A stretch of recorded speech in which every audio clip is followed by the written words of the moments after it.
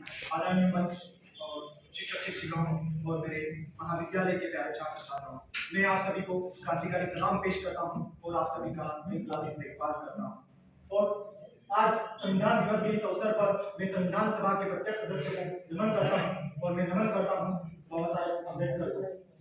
और बाबा साहेब अम्बेडकर जो है संविधान सभा तक कैसे पहुंचे, इस सफर के बारे में मैं कुछ बताने के लिए यहाँ पर उपस्थित हुआ और मैं धन्यवाद देता हूँ डॉक्टर नवीन सर का, जिन्होंने मुझे इसके लिए जानकारी दी और मुझे जो बहुत प्रेरित किया। दोस्तों, डॉक्टर भीमराव अम्बेडकर का जन्म मध्य प्रदेश के महू में हुआ था और उन्हें बचपन में जब वे स्कूल गए तो उनके साथ जो है छुआछूत हुई और उन्हें पानी पीने के लिए जो संघर्ष करना पड़ा, उनको जो ब्लैक बोर्ड के पास जाने के लिए जो संघर्ष करना पड़ा, उनको वो अधिकार नहीं था। और जब वे वहां से निकले और पढ़ाई की और आगे पढ़ने के लिए जब विदेश गए और विदेश से लौटकर जब वो भारत में आए तो उनको महाराष्ट्र में रहने के लिए जो अपनी जाति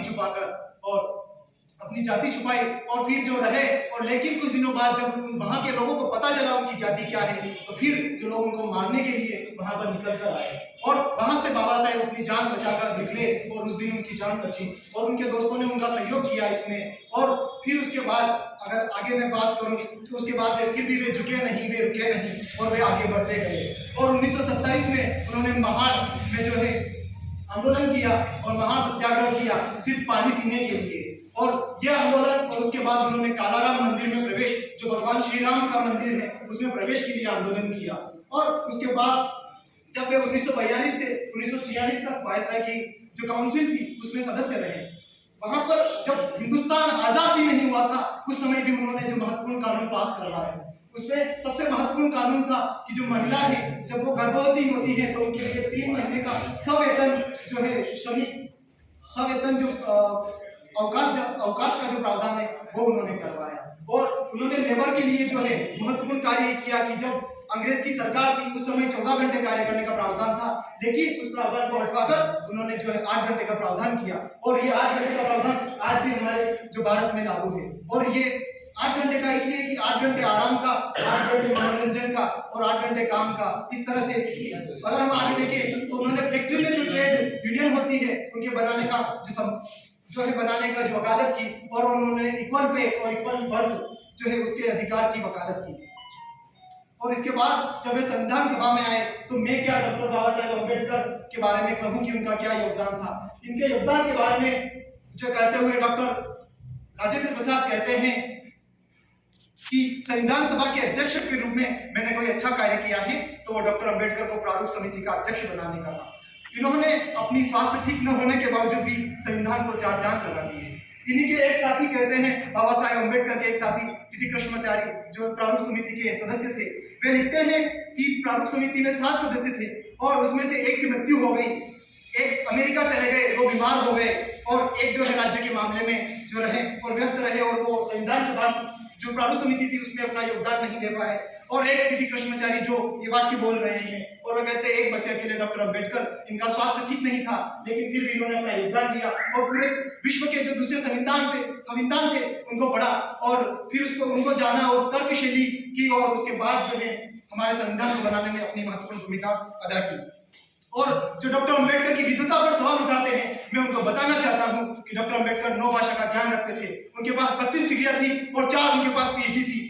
आज तक ऐसा कोई नहीं हुआ है जो उस समय की बात अगर हम करें तो वहां पर पीएचडी करने वाला जिनके पास 4 पीएचडी हो। और उस संविधान सभा में कोई ऐसा व्यक्ति नहीं था जिनके पास 4 पीएचडी हो और इतनी डिग्रियां हो और इतनी भाषाओं का ज्ञान हो। और डॉक्टर अम्बेडकर हमें कहते हैं कि 1 वोट और 1 वैल्यू होनी चाहिए, एक व्यक्ति का एक मत का अधिकार होना चाहिए। और आगे कहते हैं कि हमें राजनीतिक लोकतंत्र से सामाजिक लोकतंत्र और आर्थिक लोकतंत्र की ओर बढ़ना चाहिए। और वे आगे कहते हैं कि हमें हीरो वर्शिप नहीं करनी चाहिए, क्योंकि अगर मैं मेरे शब्दों में कहूं हीरो वर्शिप का मतलब होता है हिटलरवाद और हिटलरवाद अधिनायकवाद है। और इसी अधिनायक हम देखें तो उन्होंने हमको पहले ही चेता दिया था। 1975 में हम देखें तो ये जो हीरो वर्शिप थी ये हिटलरवाद में बदल गई थी। हमें आगे भी सचेत रहने की जरूरत है क्योंकि जो उनके विचार है वो बड़े दूरदर्शी है। उन्होंने जो हमारा हिंदुस्तान का संविधान बन गया उसके बाद उन्होंने हिंदू कोड बिल बनाया, वो इससे काफी खुश थे लेकिन इसको पास नहीं करा पाए, तो उन्होंने महिला को अधिकार नहीं दिला पाए, तो उन्होंने संविधान की जो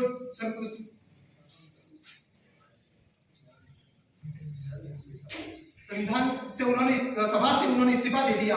और उसके बाद महिलाओं की भागीदारी बढ़ाने के लिए और महिलाओं की जो प्रॉपर्टी होती है, फैमिली प्रॉपर्टी होती है, उसमें हिस्सेदारी बढ़ाने के लिए जो उन्होंने बहुत महत्वपूर्ण कार्य किए। और जब वो हमेशा कहते थे कि मैं प्राइवेटाइजेशन के खिलाफ हूँ, वो चाहते थे कि सारे जो सरकारी स्कूल हैं, सारे सरकारी अस्पताल है, जो भी अस्पताल है, जो भी सरकारी अस्पताल है या फिर दूसरी चीजें हैं, वो सरकार के नियंत्रण में रहनी चाहिए। उन्होंने 370 धारा है उसका जो विरोध किया।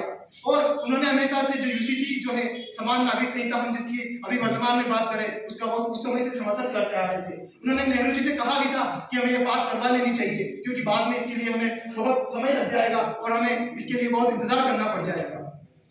और अंत में जब हिंदू धर्म में सुधार होता हुआ उन्होंने नहीं देखा, तो उन्होंने 14 अक्टूबर 1956 को बौद्ध धर्म की शिक्षा ग्रहण कर ली। और उसके बाद कुछ ही महीने बाद 9 दिसंबर 1956 को उनका महापरिनिर्वाण हो गया। और इन्हीं के साथ भारतीय समाज ने एक वकील, एक प्रोफेसर, एक इकोनॉमिस्ट, एक समाज सुधारक, एक पॉलिटिशियन को खो दिया। एक ऐसे महामानव, एक ऐसे महान व्यक्ति को हमने खो दिया जो दूरदृष्टि रखता था, जो एक राष्ट्र की संकल्पना रखता था, और जो एक राष्ट्र में जो हमारे यहाँ पर जो जाति भेदभाव है, छुआछूत है, इसको खत्म करना चाहता था, महिलाओं की बराबरी की बात करता था, उसको हमने खो दिया। लास्ट में मैं ये कहना चाहता हूँ कि डॉक्टर अंबेडकर ने बहुत कुछ लिखा है, लोगों ने उनके बारे में भी लिखा है, लेकिन जितना मेरे समझ में आता है कि डॉक्टर अंबेडकर होने का मतलब जो वो इतना ही है कि लाखों करोड़ों की भीड़ में सिर्फ अकेला खड़ा हो जाना और निर्भय होकर उनसे लड़ना और अंत में जीतना। इन्हीं शब्दों के साथ आप सभी का धन्यवाद।